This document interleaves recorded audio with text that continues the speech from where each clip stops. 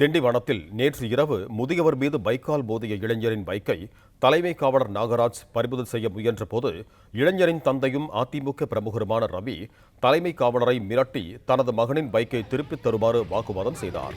அவ்வழியாக சென்றவர்கள் எடுத்த வீடியோ இணையத்தில் பகிரப்பட்டு வருகிறது.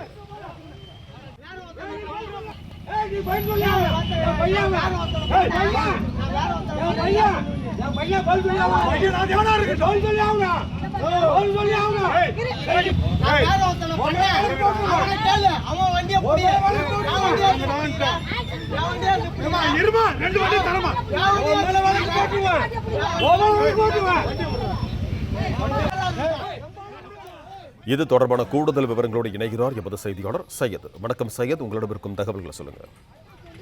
வணக்கம். விழுப்புரம் மாவட்டம் திண்டிவனம் மேல் வீதி மேம்பாலம் கீழ்ப்பகுதியில் திண்டிவனம் கட்டானந்தூர் பகுதியைச் சேர்ந்த ராஜ் என்பவர் இருசக்கர வாகனம் ஓட்டி வந்தார். அப்போது அதே வழியாக எதிர்ப்பு வழியாக சென்ற கொண்டனூர் கிராமத்தைச் சேர்ந்த கமலக்கண்ணன் என்ற முதியவர் மீது ராஜ் இருசக்கர வாகனம் மோதியுள்ளார். இதையடுத்து அங்கு போக்குவரத்து பாதிப்பு ஏற்பட்டது. இதை கண்ட திண்டிவனம் தலைமை காவலர் நாகராஜ் உடனடியாக இருவர் வாகனத்தையும் காவல் நிலையம் எடுத்து வர கூறியுள்ளார்.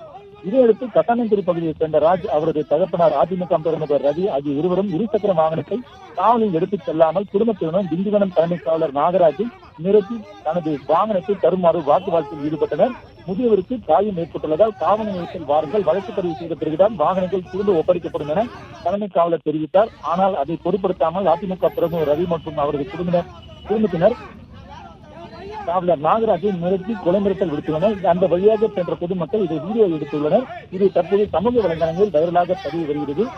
பிளே ஸ்டோர் மற்றும் ஆப் ஸ்டோரில் இருந்து பாலிமர் செயலியை QR கோடு மூலம் பதிவிறக்கம் செய்யுங்கள். செய்திகளை உடனுக்குடன் பெறுங்கள்.